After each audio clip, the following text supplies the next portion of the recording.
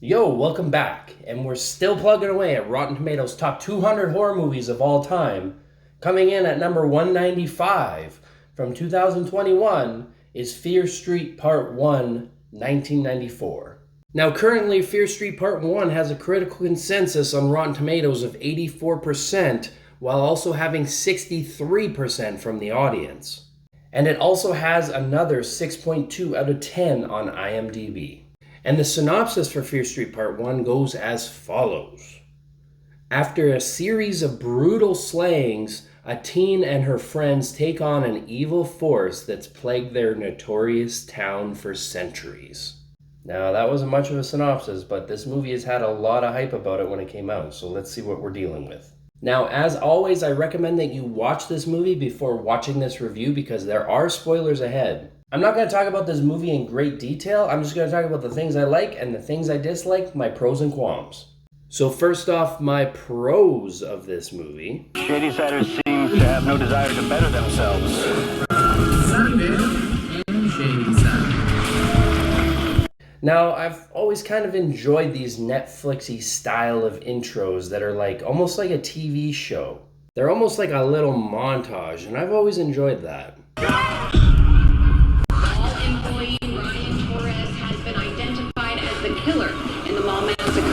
You know, I'm not gonna lie, as of this point, I really can't tell where this movie's gonna go.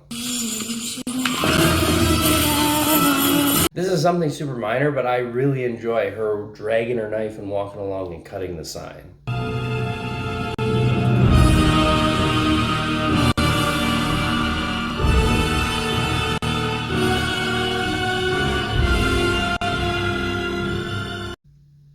Good edit. And now on to my qualms of this movie. If any of you have ever worked retail, there is no way that this store is not being locked up immediately. You look at every other store in the mall, it's completely locked up. Why is hers not? Hey! Why would you get their attention before hitting them?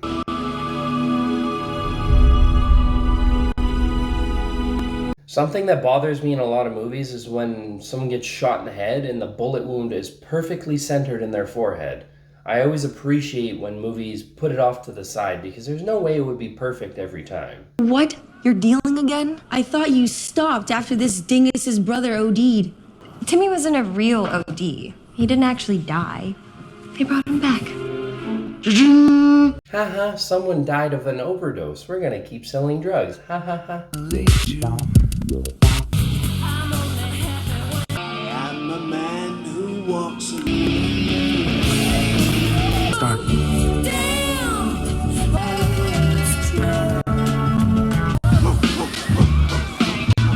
Dear movie makers, you do realize that people listen to music other than the exact era that they're living in the movie, right? Like you're beating the shit out of me with 90s hits. That's 7 songs in 15 minutes of this movie. We must look to the light. Yeah.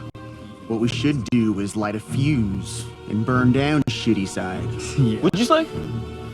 Uh-oh, town drama. I also love how when two towns are feuding, one town is always like rich and preppy and bright, and then the other town's always brooding and emo, and usually the brooding emos are the ones that they want you to like.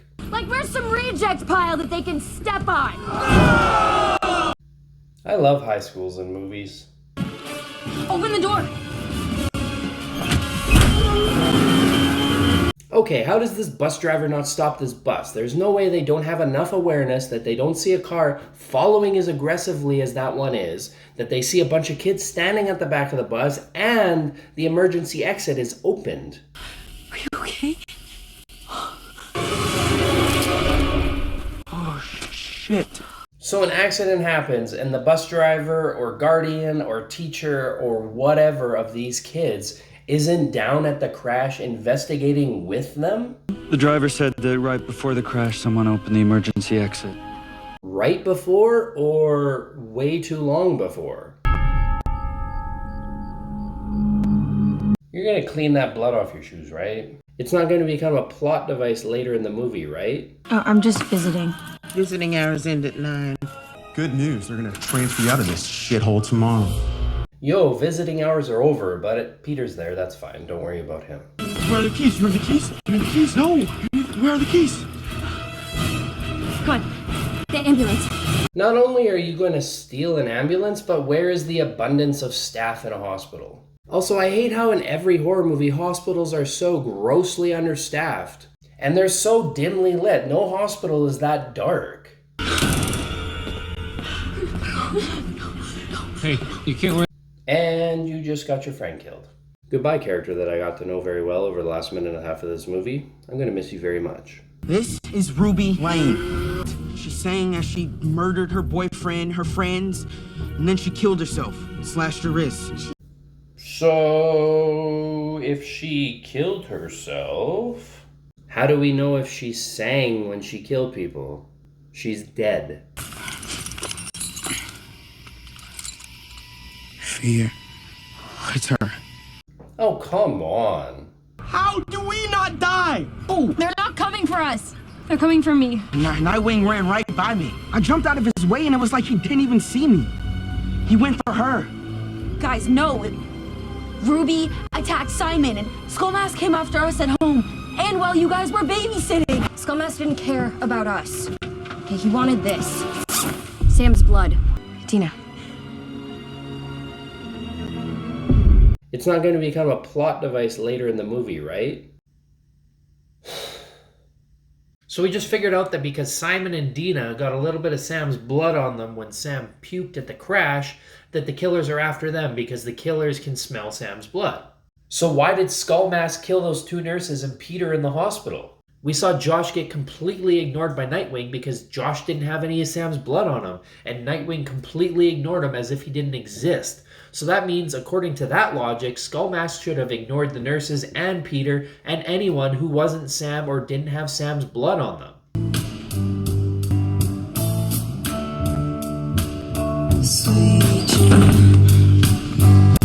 Is now really the time to do this? Sam's blood marks the spot. Me? You don't have to do this. Can't we accomplish this in a different way rather than smearing Sam's blood directly on ourselves? Can't we carry an item with Sam's blood on it? That way if a killer gets too close, we can just throw it away? Junkies. Kate and Simon? They weren't junkies. They were my friends. They're to blame for everything. That feels too easy to me, but that's the story this department will go with, unless you can help me. Okay, yeah, we can blame the junkies or whatever. But then who killed them? Who is this? You called me. Wanted to know how I survived the Camp Nightwing massacre?